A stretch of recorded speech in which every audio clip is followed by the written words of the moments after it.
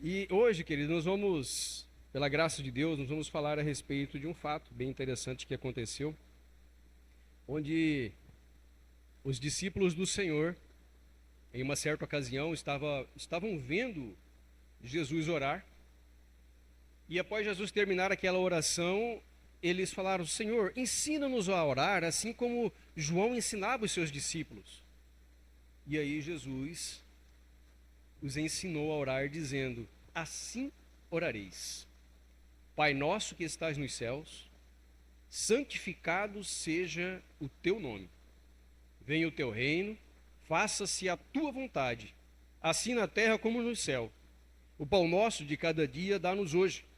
Perdoa as nossas dívidas, assim como temos perdoado os nossos devedores. E não nos deixe cair em tentação, mas livrai-nos do mal. Pois teu é o reino, o poder e a glória para sempre. Amém. Oremos ao Senhor. Senhor nosso Deus e Pai, eis aqui a tua palavra. Abra-nos, ó Deus, a mente para o entendimento, ó Deus, daquilo que o Senhor tem a nos ministrar nesta noite. Faça o nosso coração, Senhor, o meu e o de cada irmão que aqui está, sensível à tua palavra, para que possamos compreender, ó Pai, tudo aquilo que o teu Santo Espírito há de ministrar sobre a nossa vida nesta noite. Assim, ó Deus, nós te oramos e te agradecemos em nome do teu Filho amado Jesus Cristo. Amém. Essa oração é uma oração que ela é praticada, né, vamos dizer assim, ela é utilizada em a maioria das igrejas, evangélicas ou não, que professam Jesus Cristo como o Senhor e Salvador de alguma forma ou outra. Várias denominações utilizam essa oração. E muitas vezes são orações que são utilizadas como um mantra, né? Como um amuleto da sorte. E as pessoas muitas vezes recitam essa oração já de cor e salteado. Mas nunca pararam para avaliar a profundidade das palavras que são ditas nessa oração. Haja vista que não foi qualquer homem que disse: assim deveis, orareis assim devereis orar, deves orar. Não foi qualquer um que ensinou ou que introduziu essa oração aos seus discípulos. Foi o próprio Jesus. Então, essa oração, querido, se você faz sem meditar ou sem refletir sobre as palavras, vale a pena você parar um pouco e analisar de fato o significado de cada uma delas para a sua vida. Porque certamente cada frase dita aqui, ela é carregada de informações, de instruções, de metas que temos que buscar, de obrigações que nós somos investidos, né? Ao praticarmos, ao orarmos, ao recitarmos estes versículos.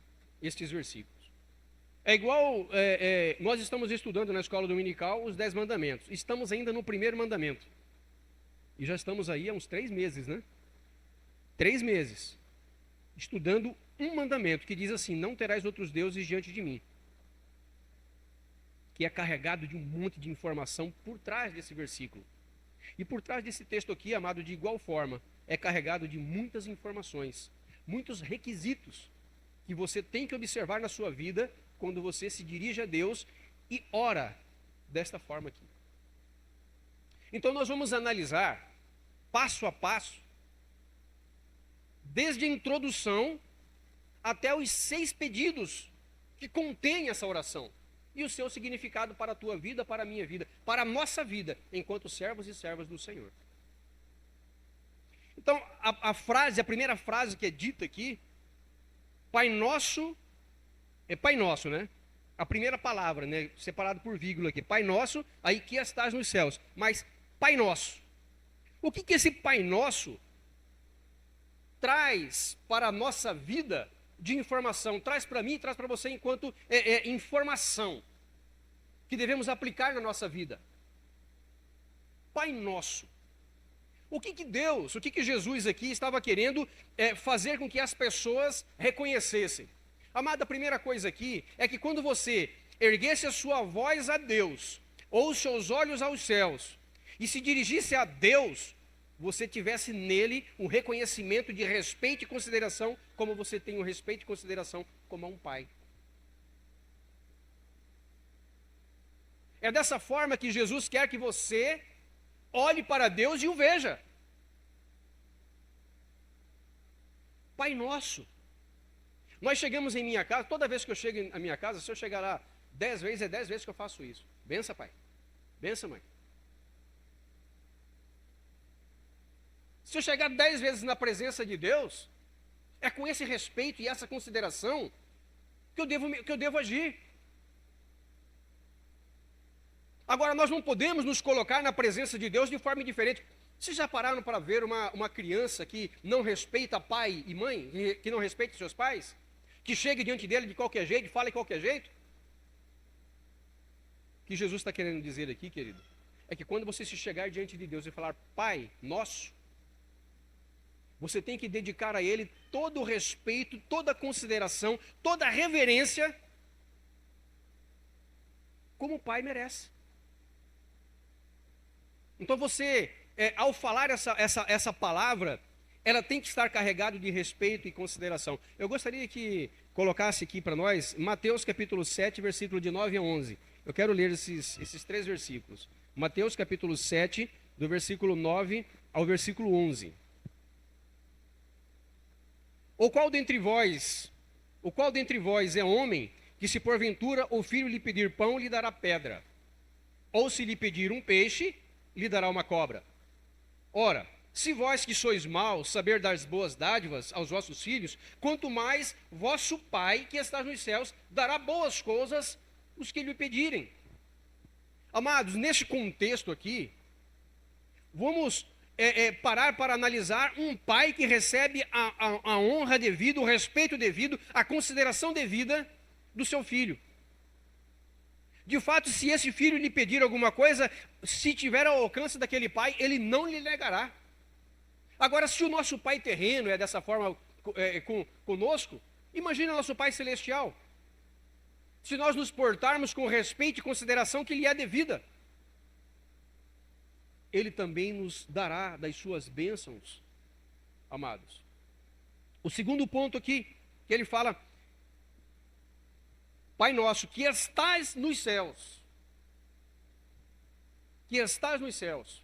Ou seja, o respeito e a consideração que você tem com o seu pai e com a sua mãe não é igual à consideração que você vai ter com aquele pai espiritual que está nos céus.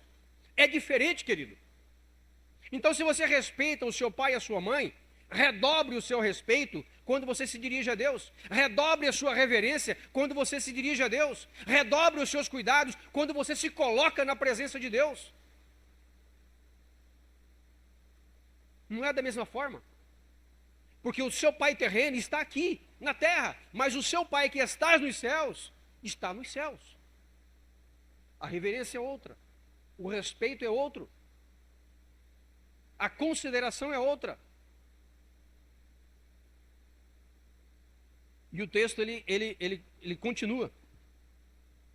Aí vem a primeira colocação de pedido diante dele, né? E ele fala lá: Pai nosso que estás nos céus, santificado seja o teu nome. Por que Jesus falou aqui que nós deveríamos orar dessa forma, pedindo para que o nome de Deus fosse santificado? Santificado seja o teu nome. Amados, nós devemos, primeiro, reconhecer a Deus que Ele é Deus de verdade. Que Ele é um Deus do qual a nossa honra e a nossa glória é dada a Ele. E que reconhecemos que as obras das suas mãos são obras de fato das suas mãos e que Ele é merecedor de toda honra, de toda glória. E por esse motivo ser assim santificado. é tributar a Deus a honra, a glória, a força, o louvor, bondade, justiça, misericórdia, verdade, conhecer a Deus dessa forma. Santificado seja o seu nome.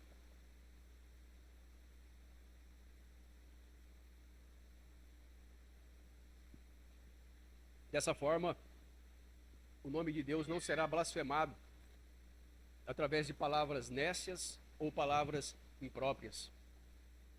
Mas sim estaremos buscando a santificação do nosso Deus. Vamos abrir lá em Mateus capítulo 5, versículo 16. Mateus capítulo 5, versículo 16.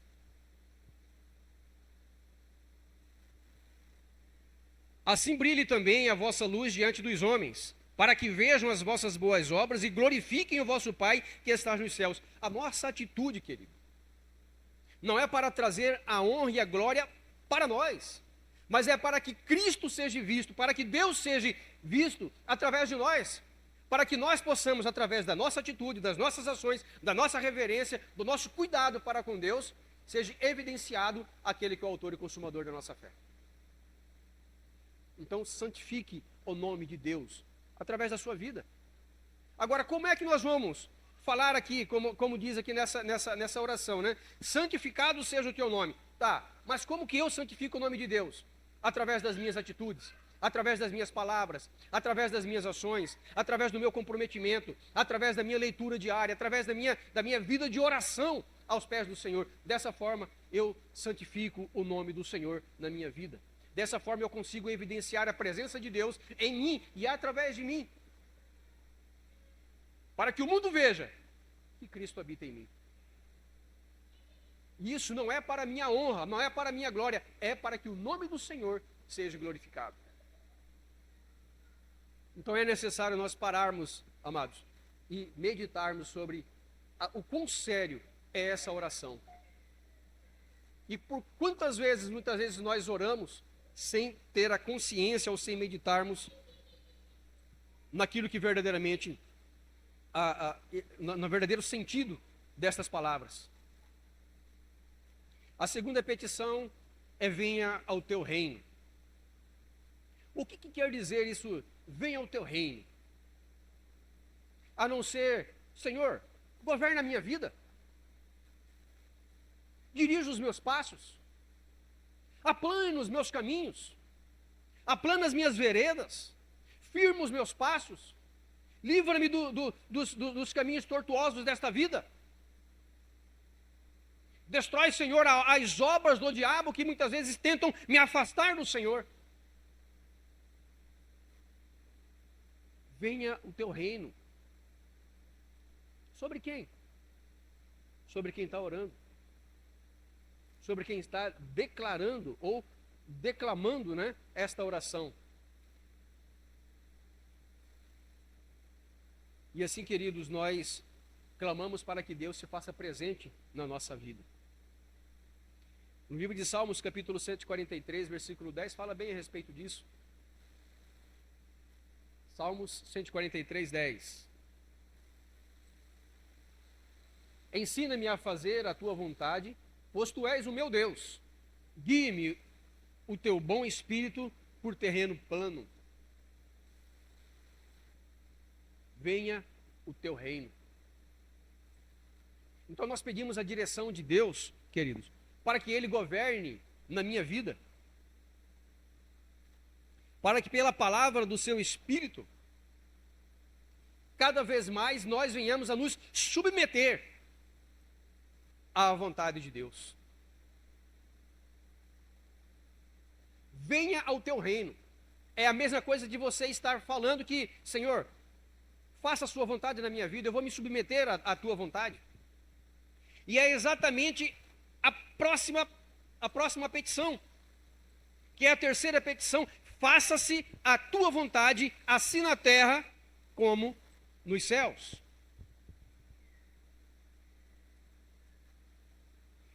Quando nós pedimos para que Deus venha ao teu reino, e depois falamos faça-se a sua vontade, nós falamos que nós estamos afirmando, né? É uma afirmação que você faz, que você vai se submeter à vontade de Deus, que Ele vai mostrar o caminho, aplanar as suas veredas, mas você vai se submeter à vontade de Deus.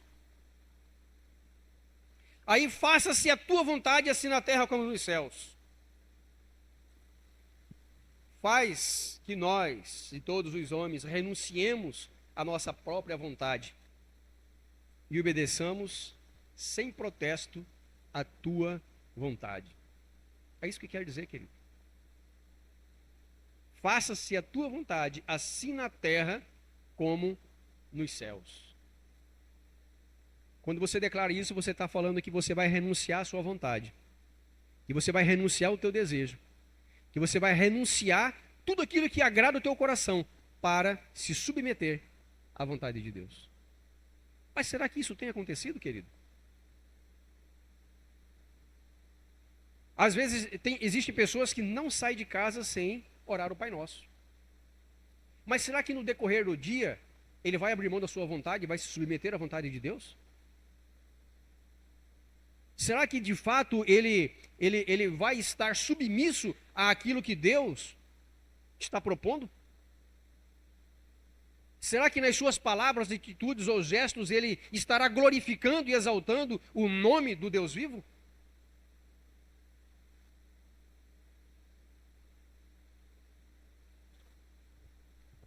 Mateus capítulo 16, versículo 24. Vamos ver lá? Mateus 16, 24.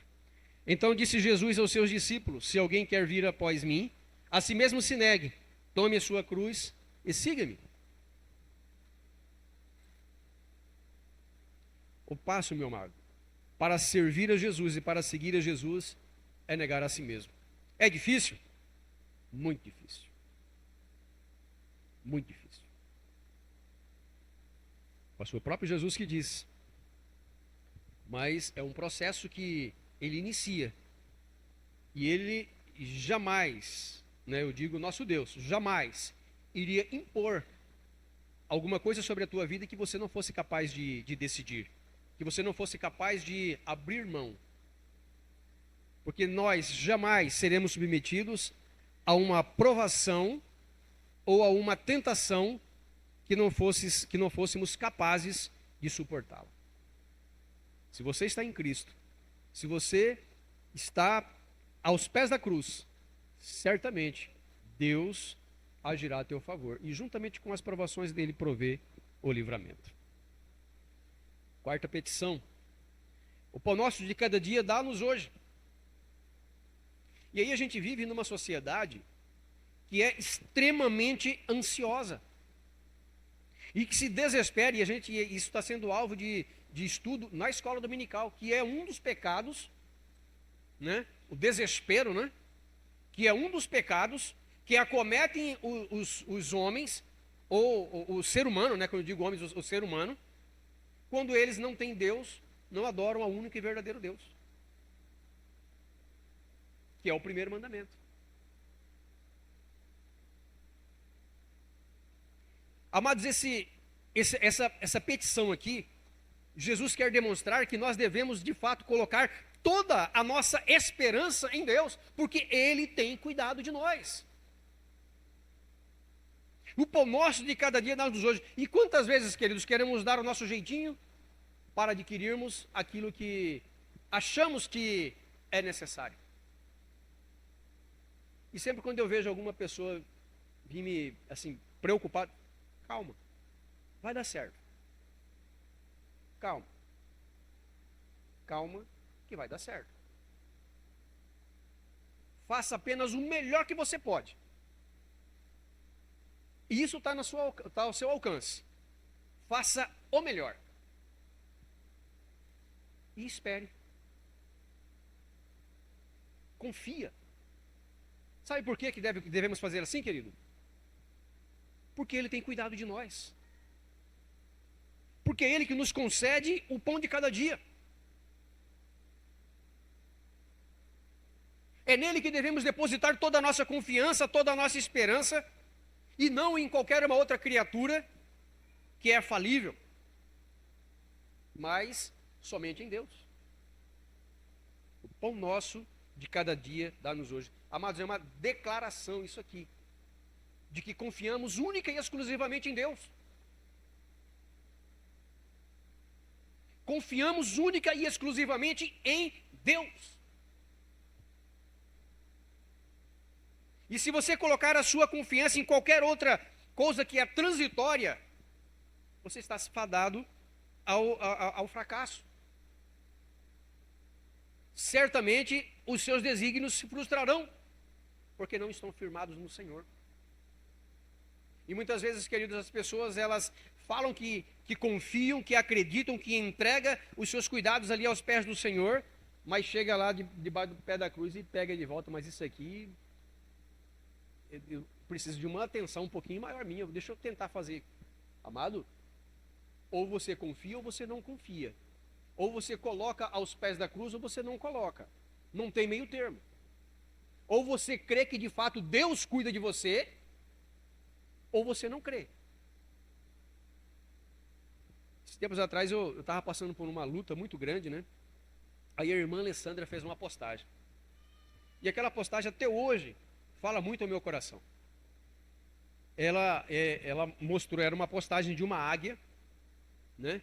De cabeça baixa, no meio de um temporal, né? Chovendo, que é muita chuva, né? E aí uma frase embaixo: existem momentos na nossa vida que devemos apenas baixar a nossa cabeça e esperar a tempestade passar e confiar em Deus. Existem momentos na nossa vida que devemos confiar em Deus e aguardar a tempestade passar. E aquela águia de cabeça baixa, aquele temporal batendo nela. E amado, é dessa mesma forma. Não há homem mais forte ou não há homem mais aplicado à palavra de Deus ou no caminho do Senhor que não venha passar por luta. Minha avózinha sempre, hoje eu estive com minha avózinha, 90 e poucos anos de idade, ela sempre falou, ela tem uma frase que também eu não me esqueço: o dia cumprido vem. Né? Os irmãos sabem o que é o dia cumprido?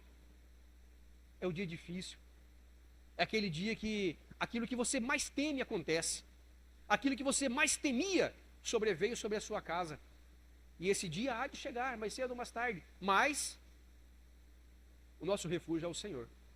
E nele devemos colocar toda a nossa confiança, toda a nossa esperança. Existem momentos em que a nossa fé se abala? Sim, nós somos humanos. E existe sim momentos em que a nossa fé, ela é provada, ela é abalada, muitas vezes circunstâncias que sobrevêm sobre a nossa vida e que tendem a provar o quanto nós confiamos e acreditamos no propósito de Deus. E devemos apenas confiar e seguir em frente, fazermos o melhor, fazermos o que estiver ao nosso alcance e deixar que as demais coisas o Senhor cuida. É assim, querido. E Jesus nos ensinou aqui nessa oração. Vamos abrir lá, Mateus capítulo 6, versículo 25 e 26.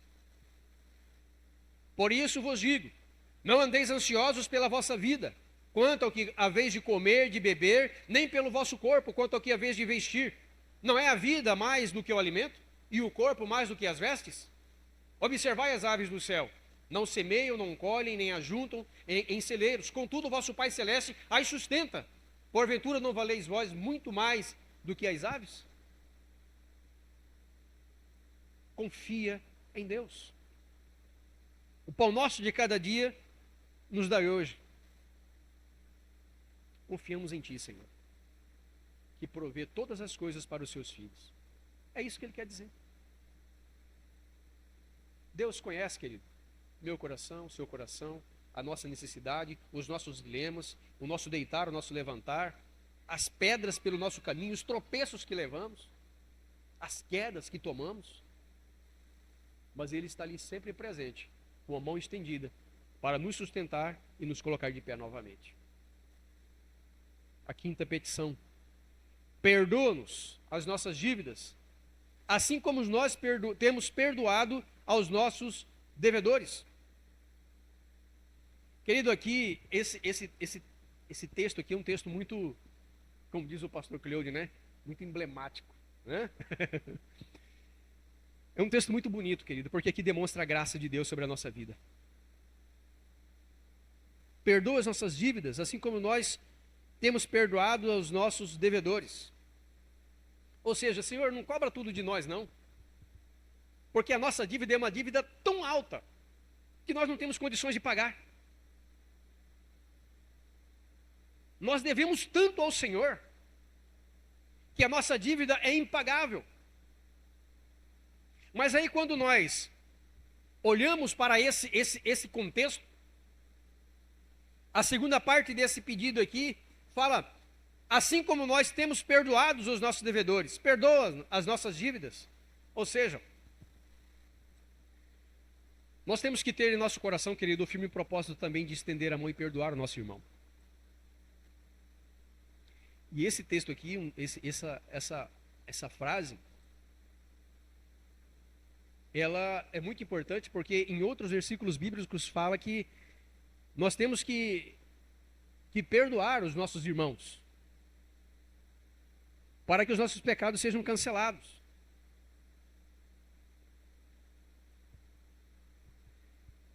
Nós somos pecadores miseráveis e não o deixaremos de ser até os últimos dias em que vivemos aqui nessa terra. Mas assim como Deus agiu com uma forma graciosa para comigo, me dando um perdão que eu não merecia, muitos daqueles, queridos, que estão à nossa volta, que não merecem o nosso perdão, nós temos que perdoá-los. E como se diz, estenda a tua mão, perdoe e vida que segue. Siga o teu caminho de consagração, o teu caminho de comunhão com o Senhor, e que essas questões não atrapalhem o teu convívio com o Senhor, que essas questões não atrapalhem a tua comunhão com o Senhor. Dias atrás eu vi uma postagem também que eu achei interessante, eu vou citar para os irmãos aqui. O ser humano, ele se diz, né, o ser racional. O ser que pensa, um ser pensante, que reflete, antes de tomar as suas decisões ou as suas atitudes. Mas que muitas vezes é controlado por um toquinho de cigarro. Não é verdade? Um vício que o controla. O cigarro não pensa, não move, não faz nada, está ali parado. Mas aquela pessoa não resiste àquilo ali. Tem pessoas que são controladas pelos vícios de bebida. A bebida em si não é nada, não pode fazer nada, não pode obrigar a fazer nada, mas o desejo por aquilo dali me controla. E aí tem várias outras coisas, tem as drogas, tem pessoas que são viciadas em muitas outras coisas e são controladas por coisas que são assim, que não tem nenhum tipo de vida. Um pedaço de madeira, um pedaço de gesso, um pedaço de papel, sentimentos, né, que se deixam ser controladas por essas coisas e se enveredam por caminhos que são caminhos tortuosos, mas que por vezes nessa caminhada ela tem um encontro com Deus. E pessoas que, quando têm um encontro verdadeiro com Deus, queridos, ocorre uma coisa extraordinária, a vida dessa pessoa não é a mesma mais. Se você for olhar para a tua vida, para a tua história, querido, você vai identificar, presta atenção no que eu vou falar para você, você vai identificar exatamente o ponto da tua história, da tua vida, em que Deus entrou. E a partir daquele momento ali, querido, tua vida mudou. Houve ali uma transformação extraordinária. Amados, eu lembro o dia em que Deus entrou na minha vida de uma forma sobrenatural e aquele dia nunca sai da minha mente. Nunca eu deixei de lembrar daquilo ali. E a partir daquele momento ali, Deus mudou a minha vida. Mudou a minha visão de mundo. E assim, querido, é com todos nós. A graça de Deus. O que eu fiz para merecer aquilo? Não fiz nada. Eu nada fiz para merecer aquilo dali. Foi uma ação sobrenatural de Deus. A ação primária sempre é de Deus, não é minha. Foi Deus já que vinha trabalhando ali. E chegou o ponto em que Deus entrou na minha história e mudou a minha vida.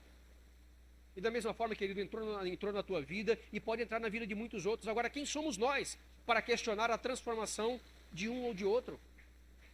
Sendo que quem dará conta dos meus atos ou dos seus atos somos nós, que daremos conta dos nossos próprios atos diante do Senhor.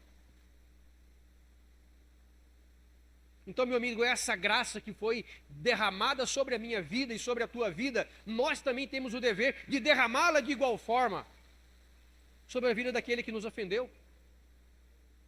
Esse é o seu dever enquanto cristão, porque se você não fizer isso, você não vai conseguir caminhar de forma, vamos dizer assim, de forma absoluta e íntegra diante do Senhor.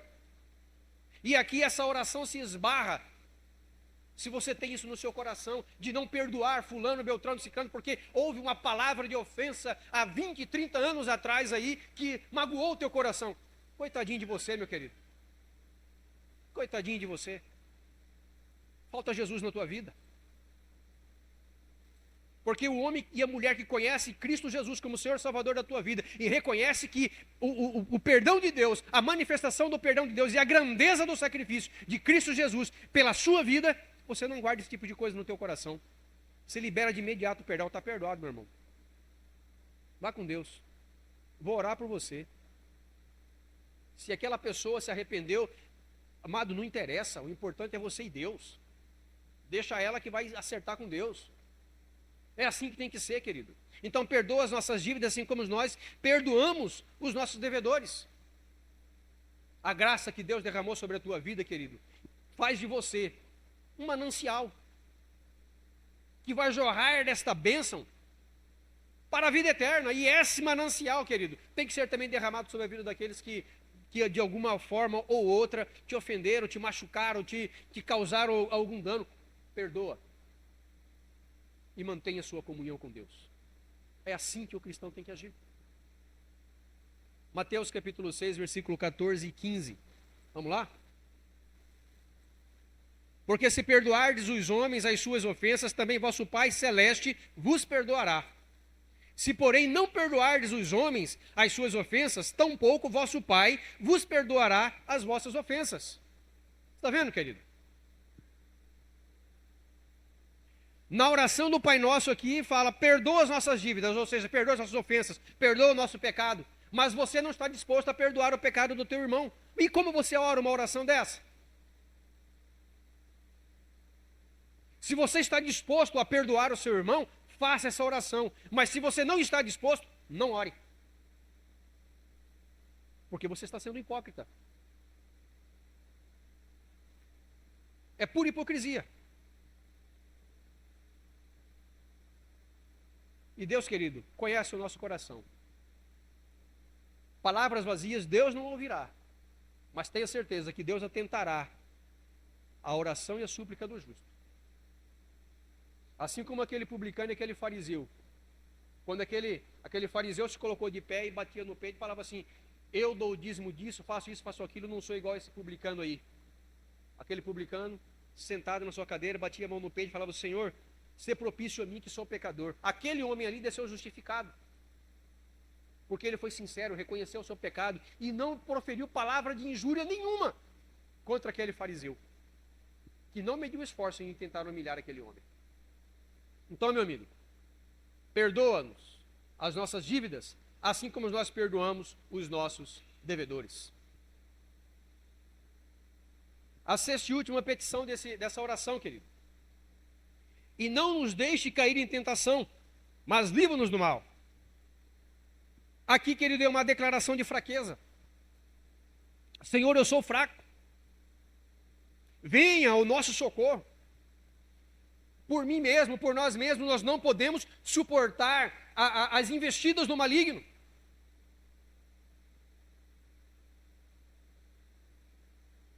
Então venha, Senhor, nos sustente, nos fortaleça, nos oriente, aplana os nossos caminhos, abra os nossos olhos, nos dê entendimento. É isso, querido.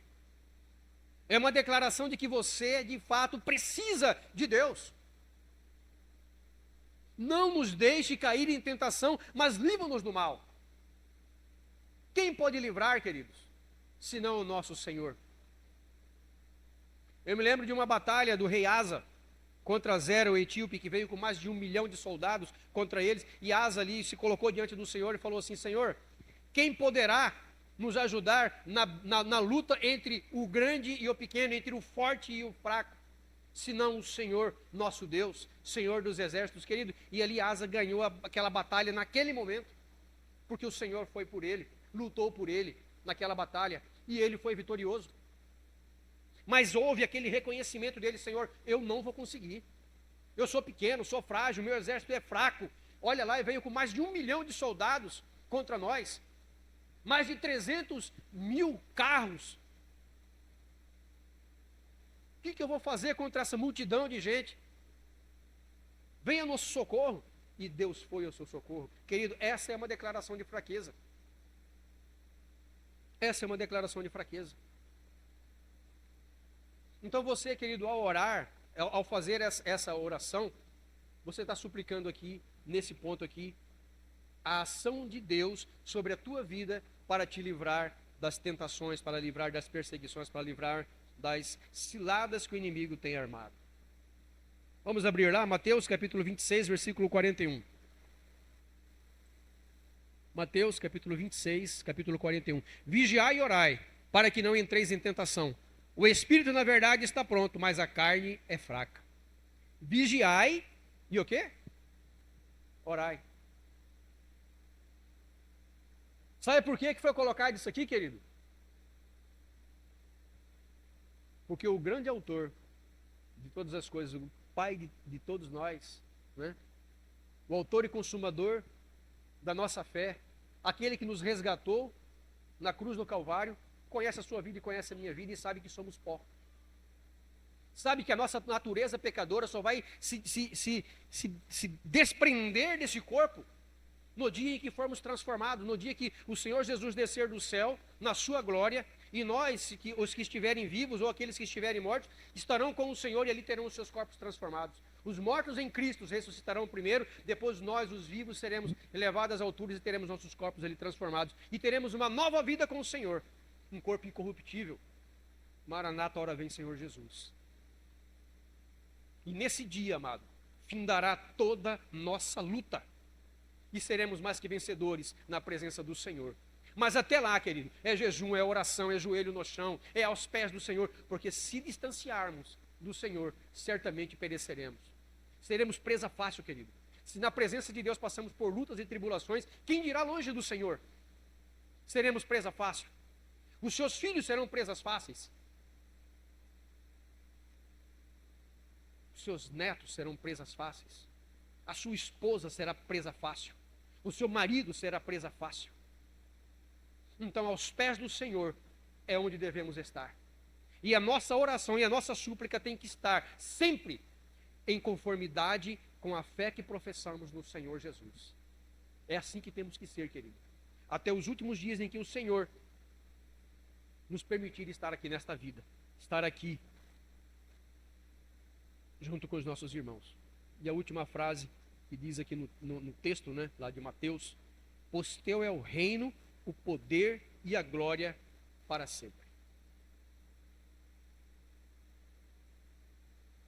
Tudo isso, Senhor, eu peço para o Senhor, porque está nas tuas mãos o concedê-los.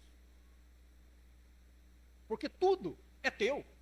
O poder, a honra, a glória, tudo é tua. Então, por esse motivo, coloco estas petições diante do Senhor. Querido, é o reconhecimento máximo da sua dependência única e exclusivamente de Deus. É colocado aqui 6 questões diante do Senhor. E no final, ele fala: pois teu é o reino. Tudo é teu. Nada é meu. O poder, tudo, Senhor, o Senhor pode fazer. Inclusive me dar estas migalhas, me dar essas bênçãos, que vai mudar a minha vida, que vai mudar a minha história, que vai me fazer ser um cristão diferente. E a glória para sempre. E aqui, amado, Jesus encerra com uma adoração. 2 Pedro capítulo 2, versículo 9. Vamos ver lá? É porque o Senhor sabe livrar da provação os piedosos e reservar sobre castigo os injustos para o dia do juízo. Amados, aqueles que se colocam na presença do Senhor e que reconhecem o seu refúgio e a sua fortaleza no Senhor Jesus, certamente estas coisas o acompanharão. O cuidado do Senhor, a providência do Senhor e todas as demais coisas que colocamos aqui acompanharão. Mas o ímpio, aquele que está distante do Senhor, aquele que está andando segundo o curso deste mundo, e que não observa os preceitos do Senhor, olha o que diz aqui: sobre castigo os injustos para o dia do juízo. É assim que é, querido. Então não nos enganemos. A palavra do Senhor, ela é viva e eficaz, mais cortante que espada de dois gumes. Ela nos repreende, ela nos disciplina, ela nos corrige, para que possamos de fato sermos pessoas melhores, para que possamos de fato buscarmos a santificação que é necessária, porque sem esta jamais veremos a Deus. Amém, amados? Que Deus abençoe a vida de cada irmão. Que a partir de hoje, toda vez que vocês ouvirem essa oração, meditem nas palavras que vocês estão recitando e que vocês vivam cada uma delas. Amém? Peço aos irmãos que se coloquem de pé. Vamos orar a Deus. E em seguida eu passo a palavra ao reverendo Leude para a bênção. Vamos orar? Senhor nosso Deus e Pai, queremos nos colocar diante de Ti, reconhecendo que nós nada somos, que dependemos de Ti, que precisamos de Ti, que sem Ti nós nada podemos fazer, porque Teu é o poder, Senhor. E sobre Ti, ó Deus, está toda a autoridade para nos conceder ou não aquilo que o nosso coração deseja. Agora, Senhor Deus, que pedimos, faça com que nós possamos alinhar as nossas vontades, os nossos desejos, à Tua vontade e o Teu desejo, Senhor. Que possamos conhecer-te, ó Deus, de fato em espírito e em verdade, para que possamos também conhecer a Tua vontade para conosco. Que possamos reconhecer, ó Deus, o Teu senhorio, a Tua autoridade e a Tua graça sobre as nossas vidas. Ó Pai, guarda-nos de todo mal e conserva-nos, ó Deus, ó Pai, livres, ó Deus, das ciladas que o inimigo nos tem armado, e nos traga cada vez mais, ó Deus, para mais próximos do meu Senhor. Alicerça a nossa fé, Senhor Deus, e não permita que nós venhamos a ser abalados pelas circunstâncias desta vida, mas que o Senhor possa nos guardar de todo mal, porque assim nós choramos, em nome do Teu Filho amado Jesus. Amém.